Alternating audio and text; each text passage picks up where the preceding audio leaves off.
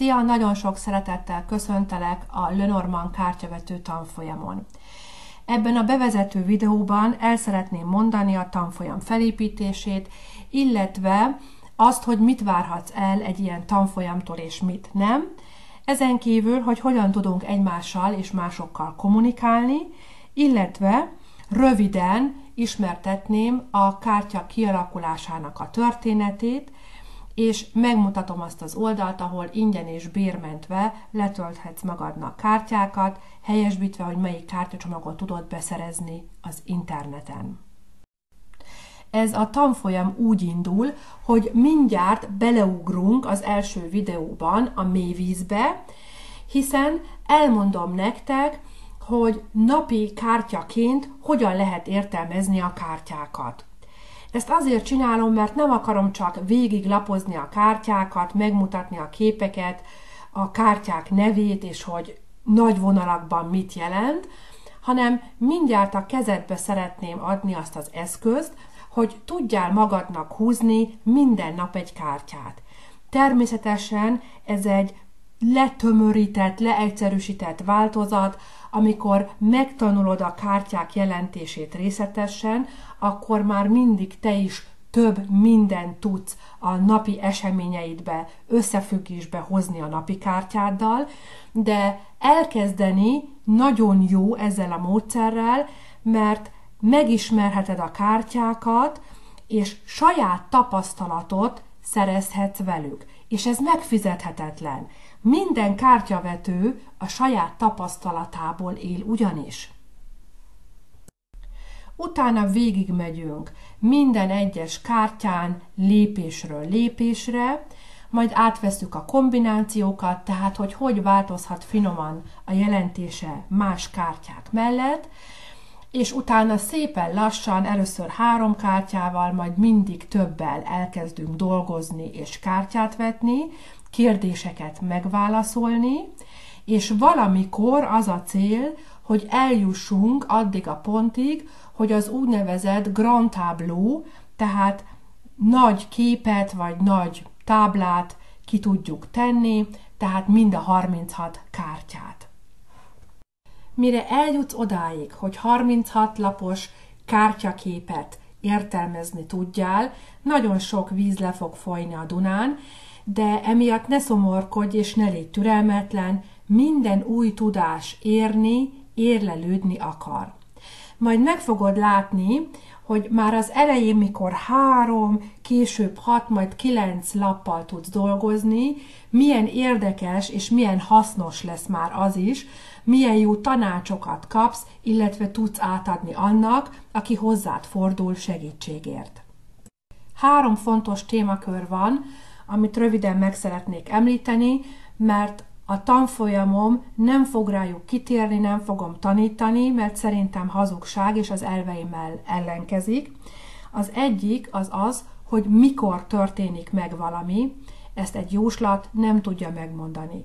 Minden kártyának van egy idő energiája, tehát egy körülbelül lassú kártya, hosszú kártya, messzi kártya, közellévő kártya, ilyent mondhatunk, de konkrét időpontot nem.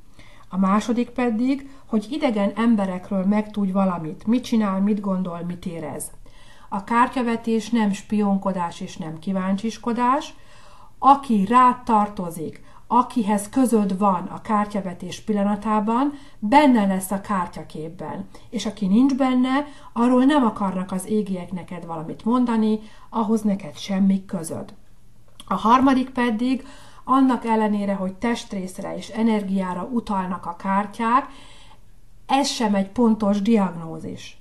Tehát, ha beteg vagy, akkor orvoshoz kell fordulni, és nem kártyavetőhöz. Ha érdekel, hogy a szomszédod mit csinál, kérdezd meg. Ha tudni akarod, hogy a főnököd mit gondol rólad, akkor beszéld vele ki magad, és hogy mikor történik meg valami, azt majd meg fogod látni, azt ki kell várnod, hogy így mondjam. Engem kétféleképpen lehet elérni, az egyik a videó alatti kommentár, a másik pedig az e-mail címemen, ciklamen@web.de, ide írom a videó alá, Most arra szeretnélek kérni, hogy soroljuk 2 csoportba a kommunikációt, hogy mi hova érkezik. Ha bármilyen észrevételed, tapasztalatod, élményed, meglátásod van a kártyákkal kapcsolatban, akkor megkérlek, hogy írd a videó alá. Azért, hogy más is láthassa, olvashassa és tanulhasson belőle. Ha valamit nem értesz a videóban, a tanfolyamon, akkor pedig konkrétan nekem a Ciklámen webdére írd meg a kérdésedet. Nem kell hosszú és udvarias e-maileket írni, sőt, örülök neki, ha rövid, tömör, pontokba összefoglalt e-maileket kapok, ezt tudom a legjobban átlátni és a leghamarabb megválaszolni. Tehát egyszerűen írd föl, hogy melyik videóról van szó, és hogy ott 1, 2, 3, 4 a kérdéseidet. Ennyi. Ha egy videóhoz sok kérdés jön, vagy egy téma újra és újra előkerül, mert sokan nem értik, ami nyilván, hogy annak a jele, hogy valamit nem jól magyaráztam el, akkor arról fogok egy kiegészítő új videót is készíteni. Ez remélem, hogy így érthető volt ennyire. Most elsőnek ennyit, térjünk át Marie Lenormandra és a kártyák keletkezésére. Nem hosszú lesz, de ez is fontos pont azért, hogy tudd, hogy milyen kártyát tanulsz, illetve milyen kártyát veszel a kezedbe. A kártyák névadója Marie Lenormand, ő 1772-ben született és 1843-ban halt meg, többnyire Párizsban élt és dolgozott, már élete során is nagyon híres és ismert kártyavető és jósnő volt. A szalonok szibiljének, tehát látójának hívták. Többször összeütközött a törvénnyel, illetve az uralkodórendszer képviselőivel, többször volt kevés ideig, tehát csak pár napokra börtönben, illetve Napóleon egyszer elűzte Párizsból, és ebben a számüzetésben írta meg, mint egy Napóleon elleni bosszúból és dühből, Józsefina császárné történelmi és titkos feljegyzései című könyvét. A kártyák, amelyeket róla elneveztek, nem az ő kártyacsomagja, tehát ő nem ezzel dolgozott, arról nem is beszélve, hogy nem ő szerkesztette őket. Sokan nagyon és mereven ragaszkodnak hozzá, hogy de igen, meg ő rajzolta a kártyákat, meg így, meg úgy. Egy látónak miért kellett volna bármilyen kártyát is megrajzolnia. Egyébként a másik könyvében, egy Látnok jövendőléseinek emlékei címűben, ő maga arról ír, hogy tarókártyával dolgozott, ezzel kezdett kártyát vetni, majd mennél jobban megerősödött a látnoki képessége, átállt a francia kártyákra, mert már kép se kellett neki, hiszen látott, és élete végén, öregebb korában pedig asztrológus kártyákkal dolgozott, miután asztrológiát is tanult. Tehát ebből is látszik, hogy a kártya csak az ő nevét viseli, de direkt semmi köze ő hozzá. 2 évvel Madame Lenormand halála után 1845-ben megjelent egy több kötetes mű, Lenormand látnoki képességeiről, jóslatairól, valamint a kártyavetés titkairól. Madame Breton írta a könyvet, ő hosszú éves barátnője és tanítványa volt Madame Lenormandnak. Ebben a könyvben egyébként 54 asztromitológus kártyáról beszélt, és ennek a tanítását magyarázta.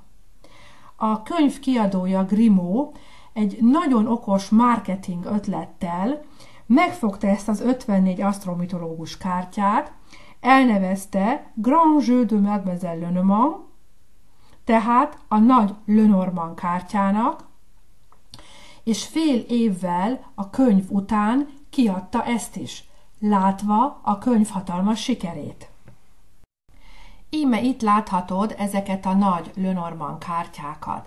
Tévhittel ellentétben nem azért hívjuk nagynak, mert 54 lapos, hanem azért, mert a kártyák valóban nagyok, tehát olyanok, mint a mai angyalkártyák, orákelkártyák, tehát ilyen 9x13-as vagy még nagyobbak a kártyák. Az akkori időben ez egy újdonság volt, hiszen a francia kártya is és a tarókártyák is lényegesen kisebbek voltak.